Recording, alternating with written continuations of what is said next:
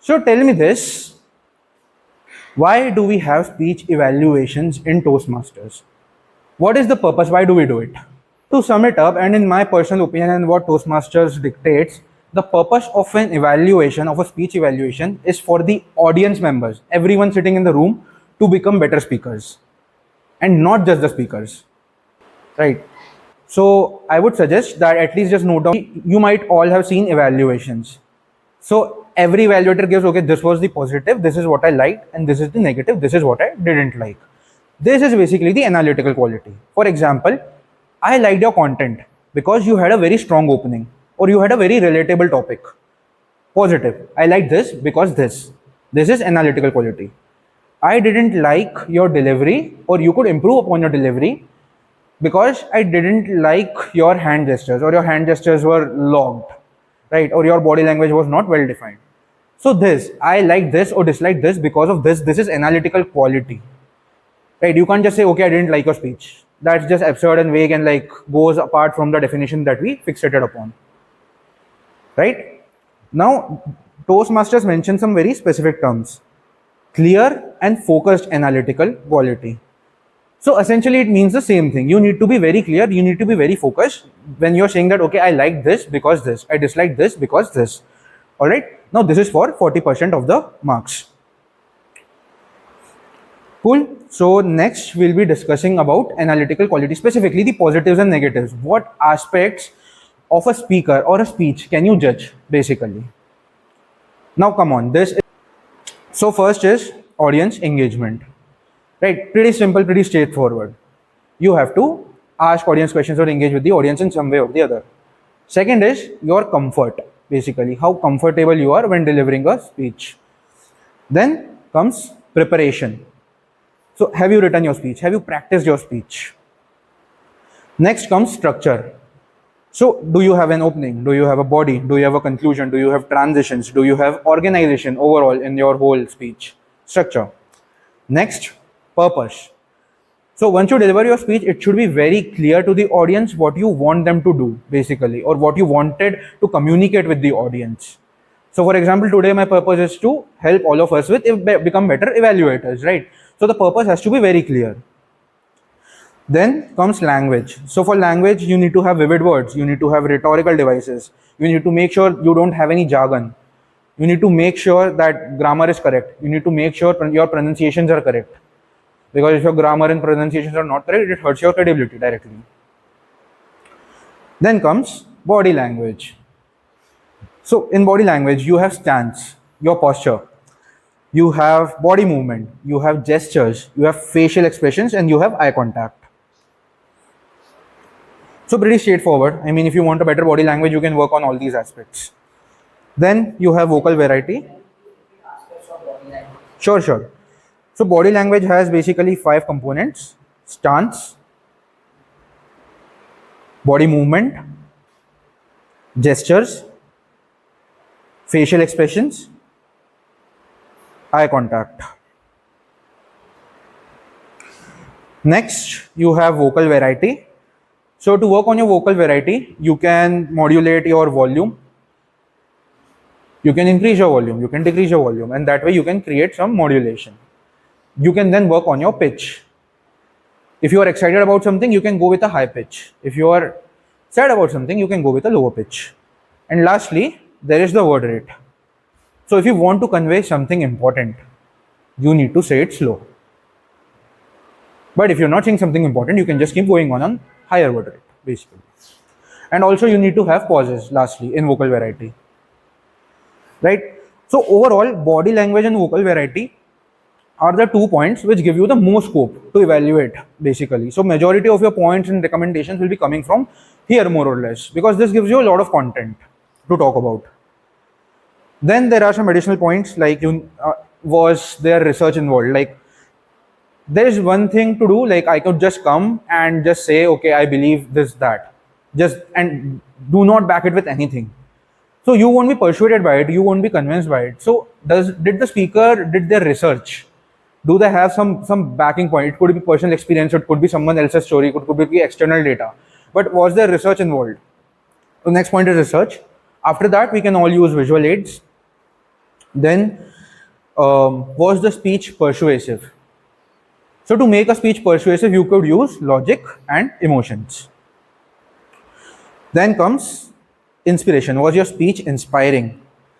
To make a speech inspiring, you could use stories, anecdotes, and quotes. Then comes entertainment. Was the speech entertaining? And in order to make the speech entertaining, you can add humor and drama. Specifically, you can work on twists. If you want to create drama or if you want to create humor, focus on the twists. And last point, so these 13 points are pretty standard, what you could usually use. But lastly, see, if you want to have a certain edge over other evaluators because you're competing there, so you need to go beyond these 13 points. Because this is common information, like everybody who is going to participate is more or less going to have this information. So if you want to take a step further, you can actually try observing the speaker and see what went right and what went wrong in very layman terms, basically. Let's say if the speaker was nervous, you can point it out that the speaker was nervous and you can offer some specific recommendations on that. If the speaker was very confident and charismatic, you can comment on that. If the speaker was trying to give a persuasive speech, but you felt that the speaker himself or herself was not convinced in the whole idea that he was trying to convey. Like if I talk about crypto, but if I tell you that I even myself didn't have any investments in crypto, would you like, is there any worth to my words? Basically, no, right? So these are very subtle points which you can't basically outline. You need to just observe, think, and then recommend. So analytical quality are like holds the majority of marks, and this is something where basically there is no scope of competition, because every speaker who is going to come up on the stage and evaluate is going to have something or the other to say. And believe me, everybody is going to be very well prepared in this area. So either you need to come up with something next level. I mean, it's totally possible. I did come up with some extra points which are not mentioned in the manual, like information density or repetition of hand gestures or repetition of specific clauses or things like that. So obviously, I'm not saying it's not possible. It's just that it doesn't give as much return on investment in your time.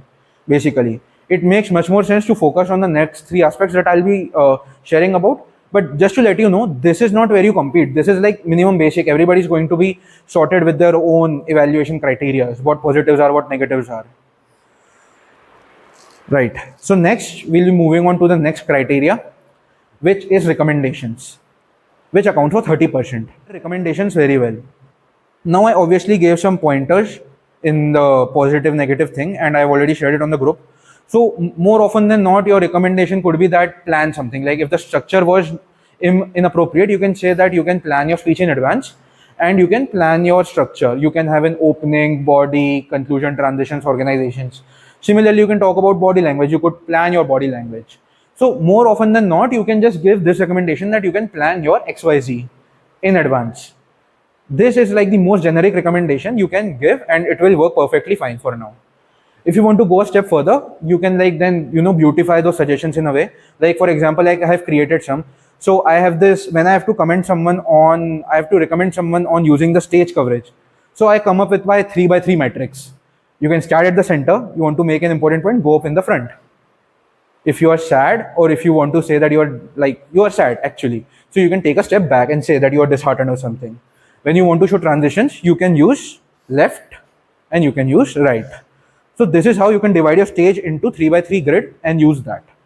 Next, another example is my Z pattern approach. If you are not having good enough eye contact, start here, go there, go there, go there, like all explained verbally. But this is how you can basically brand your recommendation basically, if you want to stand out. Because when the evaluation contest is going on, the judges are all going to hear, every evaluator will come and say, okay, blah, blah, blah, blah, blah, blah, blah, blah, blah, blah, blah, blah, blah, blah, blah, blah, blah, blah. So you need something which wakes them up, right? So branding your recommendation works, like helps you with that, right? So are we good till here? Are we good till recommendations? Any doubts? Anything that you all want to discuss? All good? Okay. Next, we have 15% marks for technique. Any clue what a technique of evaluation is? Exactly. So how exactly are you structuring your evaluation? Okay, before I move on to that, So 30% marks for recommendations. They need to be positive, specific, and helpful as defined by the ballot. Positive, specific, helpful. So don't again iterating on that. Don't say I didn't like your body language. Not useful. Say what you specifically didn't like. Say how the speaker can improve upon that aspect. And keep it positive. Don't say you are the worst speaker I've ever seen. Don't ever turn up in this club. Don't ever come up on this stage. I don't like your face. Don't say such stuff. Like, plan it properly. Say it very properly. That, great try. For the next time, you can try working on 3x3 grid, whatever, right? So make your evaluations positive, specific, helpful, right? Okay. Next, going to the technique. So you have 15% marks, and the keywords which Toastmaster recommend are sympathetic, sensitive, motivational. Again, don't abuse the speaker. Be very positive, be very professional, right? Okay. So now there are a lot of techniques possible to do your evaluation. My preferred method is, first of all, see, when you are coming up on stage, the first words or the first content that should be out of your mouth should be about the speaker's speech, basically. Try to summarize the whole speech into a single phrase or a single sentence, basically, because this establishes your credibility. This tells the speaker that yes, you listened to their 5 to 7 minute speech. So now you have that authority, you have that leverage over the speaker mentally, that yes, this guy listened to my speech. Okay, I should listen to him. So first thing you should do is that thank you Toastmaster XYZ for enlightening us about how to bake a muffin, whatever the speech was about, basically. Or thank you Toastmaster Janish for enlightening us about how to invest in the stock market, something like that. So start with that establishes your credibility. Then I'll be evaluating your speech. Then I would recommend that go with 3 positives and 2 negatives. You can change this. This is a very, experimental ratio. This has been passed down to me from my mentor, so I'm just recommending the same, right? So the key here is that have more positives than you have negatives. It shouldn't be the case that where you are having more negatives and lesser number of positives, because it becomes demotivating. So let's not do that, right? So yeah, this is how you can structure it. Personally, what works best for me is 2 positive, 1 negative, because I've suffered in past. I've lost contests because of time, so that's why I reduced the number now. But yeah, up to you. Like Harshit can do, I think 4 positives and 2 negatives that I remember. I was trying to do that before, but I think 3 is the better ratio. So whatever works for you, essentially, all depends on you. Just make sure that you have enough time for everything. So you'll start with the positives. So you can explain the positive. Let's say you're going with 3, so you can say whatever I liked, your A, B, C, whatever. Then you can say that feedback is the breakfast of champions, and since champions such as yourself have feedback for like breakfast, lunch, and dinner, I would like to offer you some dessert, whatever, have some transition. Then go towards the negative and then give some recommendations. Right, so the structure should be that, okay, 1 negative, let's say you had dislocated pauses, then give that recommendation there itself. Then come to second negative. Second negative, you didn't have a proper stage coverage, then give that recommendation there itself, right? And last comes the summary. Summary is very important, because you have engaged the speaker at the start with your summary, I loved your speech about stock market. Then you have given positives, you have given negatives, you have given recommendation. Now this is too much information to comprehend for a person, and you want that person to implement this. So it makes a lot of sense to summarize towards the end. You can keep it very simple. You can say that, okay, if you work on if you can maintain your whatever 3 positives, and if you can work on these 2 negatives by using this approach and this approach or recommendation, if you can give a comprehensive summary towards the end, you are done. This should be your whole technique. Now again, everybody knows this, so you have to find your USP in this. And lastly, you have last 15% of marks for summation, and your summation needs to be concise and encouraging. So I've already covered this up in the technique, right? So this more or less covers up the ballot, your recommendations and everything. I'll just go over to the points I've noted if I've missed anything, and I'll just add and sum up the whole session. One recommendation that I like to give is watch Netflix. It does wonders, because if you really want to learn good body language, good vocal variety, Whom better to learn from people who are getting paid millions of dollars, right? They are expert at that. They are expert at creating characters. So personally, it has helped me a lot. So I would recommend the same. I mean, this is some innovative recommendation that you can pass down. Just one tip. So see, the reality of contest is that you need to tune your evaluations for the judges. That means tune it specifically for the ballots. If you want to use good catchy language, even audience might not, properly appreciate it, but it will give you more marks in the ballot. Right? So think about that. That is one point. Secondly, don't think that evaluation is an impromptu speech. Next time, if you don't want to be in a disadvantage, come prepared with your structure, with your points. So all you need to do while evaluating is that when a speaker comes up, you will see, okay, your structure was not right. So you already have the recommendation in mind that, okay, in order to improve your structure, work on opening, body, conclusion, transitions, blah, blah, blah, blah, blah, blah, blah, whatever. But you shouldn't be writing this on the spot, basically. You will be at a major, major disadvantage. So come prepared with your points, come prepared with your structure. All that you need to do while contest is plug and play.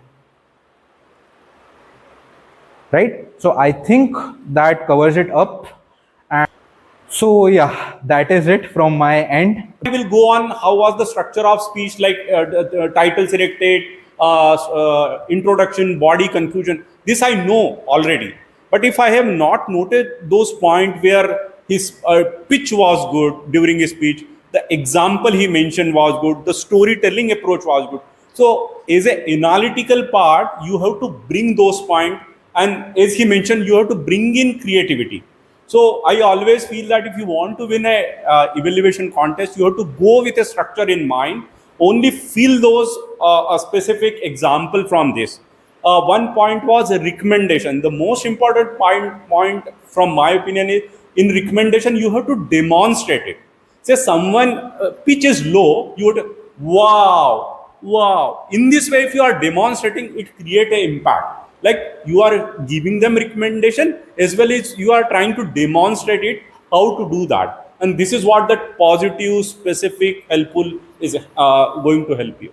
So again, means note down points when someone is delivering, go with a script, keep in mind, like you cannot speak more than 6 to 7 points because people get disqualified if you go beyond that, and follow structure. Majority of time I noted people don't summarize it. I have seen good contests, summary play 15. I have given 0 marks. Someone was not even able to summarize it.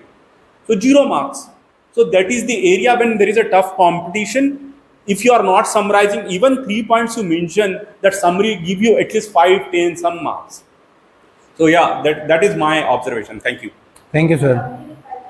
Sure. Yes, ma'am. What I generally do is when somebody is speaking, for example, you have, oh, this is required. So you have a plain sheet, you divide your sheet into 4 parts. So you write your good, bad, or positive, negative.